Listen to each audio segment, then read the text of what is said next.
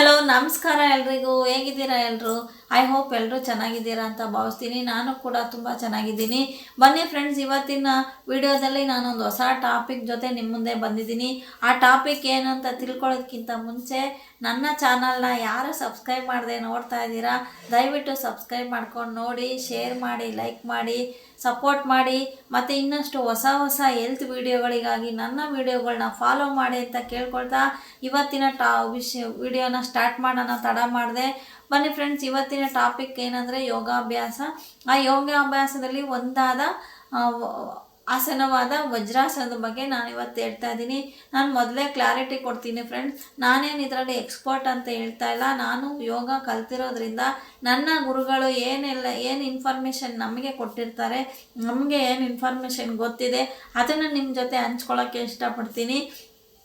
ಅದರಿಂದ ಆಗ್ತಕ್ಕಂಥ ಬೆನಿಫಿಟ್ಸ್ನ ನಿಮಗೂ ಶೇರ್ ಮಾಡಿ, ನೀವು ಕೂಡ ಆ ಯೋಗಾಭ್ಯಾಸನ ಅಭ್ಯಾಸ ಮಾಡಿ, ವಜ್ರಾಸನ ಅಭ್ಯಾಸ ಮಾಡಿ, ಅದರಿಂದ ಬರ್ತಕ್ಕಂಥ ಲಾಭ, ಹೆಲ್ತ್ ಬೆನಿಫಿಟ್ಸ್ನ ನಿಮ್ದಾಗಿಸ್ಕೊಂಡ್ರೆ ನಾನು ಈ ವಿಡಿಯೋ ಮಾಡಿದ್ದಕ್ಕೂ ಸಾರ್ಥಕ ಅಂತ ಅಂದ್ಕೊತೀನಿ. ಬನ್ನಿ ಫ್ರೆಂಡ್ಸ್, ಇವತ್ತು ವಜ್ರಾಸನದ ಬಗ್ಗೆ ಮಾತಾಡ್ತಾ ಇದ್ದೀನಿ, ಅದರ ಬಗ್ಗೆ ತಿಳ್ಕೊಳ್ಳೋಣ. ಇವತ್ತು ವಜ್ರಾಸನನ ಯಾರು ಮಾಡಬೇಕು, ಯಾರು ಮಾಡಬಾರ್ದು, ಮತ್ತು ಎಷ್ಟು ನಿಮಿಷಗಳ ಕಾಲ ಮಾಡಬೇಕು ಡೈಲಿ ಅಂತ ಹೇಳ್ತಾ ಇದ್ದೀನಿ. ಈ ವಿಡಿಯೋದಲ್ಲಿ ಎಲ್ಲೂ ಸ್ಕಿಪ್ ಮಾಡದೆ ಈ ವಿಡಿಯೋನ ಫುಲ್ ನೋಡಿ ಈ ಲಾಭಗಳನ್ನ ನೀವು ಪಡ್ಕೊಳ್ಳಿ ಅಂತ ಕೇಳ್ಕೊಳ್ತಾ ಬನ್ನಿ ಫ್ರೆಂಡ್ಸ್, ಬನ್ನಿ ಈ ವಜ್ರಾಸನದ ಬೆನಿಫಿಟ್ಸ್ನ ಒಂದೊಂದಾಗಿ ತಿಳ್ಕೊತಾ ಹೋಗೋಣ.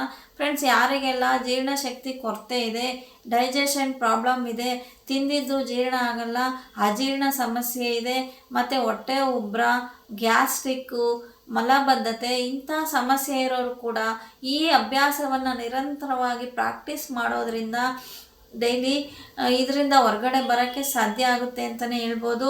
ಯಾರು ಇಂಥ ಸಮಸ್ಯೆಗಳಿಂದ ಯಾರು ಬಳಲ್ತಾ ಇದ್ದೀರಾ, ದಯವಿಟ್ಟು ಈ ವಜ್ರಾಸನವನ್ನು 15 ನಿಮಿಷಗಳ ಕಾಲ ಪ್ರಾಕ್ಟೀಸ್ ಮಾಡಿ ಅಂತಲೇ ಹೇಳ್ತೀನಿ. ಎರಡನೇದು, ನಮ್ಮ ಮಲಬದ್ಧತೆ ಸಮಸ್ಯೆಯಿಂದ ಬಳಲ್ತಾ ಇರೋರಿಗೆ ಇದು ತುಂಬ ಒಳ್ಳೆಯ ಆಸನವಾಗಿದೆ. ಯಾರು ಈ ಮಲಬದ್ಧತೆಯಿಂದ ಬಳಲ್ತಾ ಇದ್ದೀರಾ ಅವರು ಕೂಡ ಈ ವಜ್ರಾಸನವನ್ನು ಪ್ರತಿದಿನ 15 ನಿಮಿಷಗಳ ಕಾಲ ಮಾಡೋದ್ರಿಂದ ಈ ಮಲಬದ್ಧತೆ ಸಮಸ್ಯೆಯಿಂದನೂ ಕೂಡ ಆದಷ್ಟು ಬೇಗ ಹೊರಗಡೆ ಬರ್ಬೋದು. ಫ್ರೆಂಡ್ಸ್, ಈ ಮಲಬದ್ಧತೆಯನ್ನು ಅಷ್ಟು ಈಸಿಯಾಗಿ ತಗೊಳಕ್ಕೆ ಹೋಗಬೇಡಿ, ಏಕೆಂದರೆ ಇದು ಅದನ್ನು ಹಂಗೆ ಕಂಟಿನ್ಯೂ ಮಾಡ್ತಾ ಹೋದರೆ ಅದರಿಂದ ಮುಂದೆ ಫೈಲ್ಸ್ ಆಗ್ಬೋದು, ಮತ್ತು ಪಿಸ್ತೂಲ ಆಗ್ಬೋದು. ಅದರಿಂದ ಮುಂದೆ ಸರ್ಜರಿವರೆಗೂ ಹೋಗೋ ಸಾಧ್ಯತೆ ಕೂಡ ಇರುತ್ತೆ. ಅದರಿಂದ ಈ ಬದ್ಧತೆಯನ್ನು ಈಸಿಯಾಗಿ ತಗೊಳ್ಳದೆ ಈ ಆಸನ ಮಾಡಿ ಅದರಿಂದ ಹೊರಗಡೆ ಬನ್ನಿ ಅಂತಲೇ ಹೇಳ್ತೀನಿ. ಮತ್ತು ಈ ಮೂರನೇದು, ನಮ್ಮ ಮಾನಸಿಕ ಸ್ಥಿತಿನ ಮತ್ತು ಸ್ಥಿಮಿತಗೊಳಿಸೋಕ್ಕೆ ಮತ್ತು ಏಕಾಗ್ರತೆಯನ್ನು ಹೆಚ್ಚಿಸೋದಕ್ಕೆ ಕೂಡ ಈ ಆಸನ ಸಹಾಯ ಮಾಡುತ್ತದೆ. ಮತ್ತು ಈ ಆಸನ ಮಾಡೋದ್ರಿಂದ ನಮ್ಮ ಮನಸ್ಸಿನ ಸ್ಥಿತಿ ಕೂಡ ಶಾಂತವಾಗಿರುತ್ತೆ ಅಂತಲೇ ಹೇಳ್ಬೋದು. ಮತ್ತು ಮಕ್ಕಳಲ್ಲಿ ಏಕಾಗ್ರತೆ ಹೆಚ್ಚುತ್ತೆ ಈ ಆಸನ ಮಾಡಿಸೋದ್ರಿಂದ. ಮತ್ತು ನಮ್ಮ ದೇಹಕ್ಕೆ ರಕ್ತ ಸಂಚಾರ ಹೆಚ್ಚಾಗಿ ಆಗೋದ್ರಿಂದ ನಮ್ಮ ಆರೋಗ್ಯ ಕೂಡ ತುಂಬ ಚೆನ್ನಾಗಿರುತ್ತೆ ಮತ್ತು ಸುಧಾರಿಸುತ್ತೆ ಅಂತಲೇ ಹೇಳ್ಬೋದು. ಮತ್ತು ಈ ಬೆಳ್ಳಿ ಪಾರ್ಟ್ಸಲ್ಲಿ ನಮಗೇನು ಬೊಜ್ಜಿರುತ್ತೆ, ಎಕ್ಸ್ಟ್ರಾ ಬೊಜ್ಜು, ಆ ಬೊಜ್ಜನ್ನು ಕೂಡ ಕಡಿಮೆ ಮಾಡೋದಕ್ಕೆ ಇದು ಸಹಾಯವಾಗುತ್ತೆ. ಸಹಜವಾಗಿ ಹೆಣ್ಣು ಮಕ್ಕಳಲ್ಲಿ ಹೆರಿಗೆ ನಂತರ ಹೊಟ್ಟೆ ಮತ್ತು ಹೊಟ್ಟೆ ಸುತ್ತ ತುಂಬ ಫ್ಯಾಟು ಸ್ಟೋರ್ ಆಗಿರುತ್ತೆ ಫ್ರೆಂಡ್ಸ್, ತುಂಬ ಬೊಜ್ಜು ಬಂದಿರುತ್ತೆ. ಅಂಥವರು ಕೂಡ ಯಾವುದೇ ಔಷಧಿ ಮಾತ್ರೆಗಳಿಲ್ಲದೆ ನಿರಂತರವಾಗಿ ಈ ವಜ್ರಾಸನವನ್ನು ಪ್ರಾಕ್ಟೀಸ್ ಮಾಡ್ತಾ ಬಂದಿದ್ದೆ ಆದರೆ ನಿಧಾನವಾಗಿ ಆ ಬೊಜ್ಜನ್ನು ಕರಗಿಸ್ಕೊಳ್ಳೋಕ್ಕೂ ಸಹಾಯ ಮಾಡುತ್ತೆ.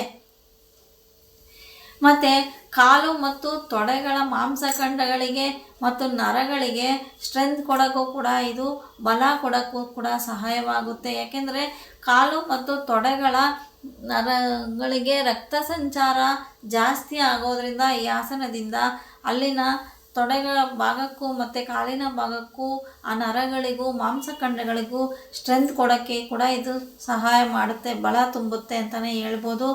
ಮತ್ತು ನಮ್ಮ ದೇಹವನ್ನು ವಜ್ರದಂತೆ ಇಡುತ್ತೆ ಅಂತಲೇ ಹೇಳ್ಬೋದು. ಈ ಆಸನದ ಹೆಸರೇ ಹೇಳುವಂತೆ ನಮ್ಮ ದೇಹವನ್ನು ವಜ್ರದಂತೆ ಕಾಪಾಡಿಕೊಳ್ಳೋಕ್ಕೆ ಈ ಆಸನವನ್ನು ಪ್ರತಿಯೊಬ್ಬರು ಮಾಡಲೇಬೇಕು ಅಂತ ಕೇಳ್ಕೊತೀನಿ.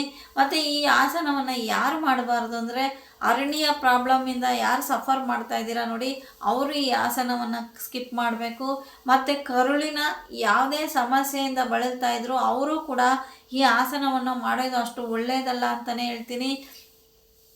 ಮತ್ತು ರೀಸೆಂಟಾಗಿ ಯಾರಿಗೆಲ್ಲ ಹೊಟ್ಟೆಯಲ್ಲಿ ಸರ್ಜರಿ ಆಗಿರುತ್ತೆ ಅವರು ಕೂಡ ಈ ಆಸನವನ್ನು ಮುಂದೂಡಬೇಕು ಅಂತಲೇ ಒಳ್ಳೆಯದು ಅಂತಲೇ ಹೇಳ್ತೀನಿ, ಮುಂದೂಡೋದು.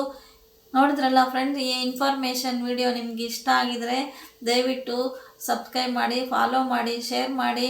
ಇನ್ನಷ್ಟು ವಿಡಿಯೋಗಳಿಗಾಗಿ ಫಾಲೋ ಮಾಡಿ. ನೆಕ್ಸ್ಟ್ ಇನ್ನೊಂದು ವಿಡಿಯೋದಲ್ಲಿ ಇನ್ನೊಂದು ಇನ್ಫಾರ್ಮೇಷನ್ ಒಂದಿಗೆ ನಿಮ್ಮ ಮುಂದೆ ಬರ್ತೀನಿ. Still bye bye. Thank you for watching.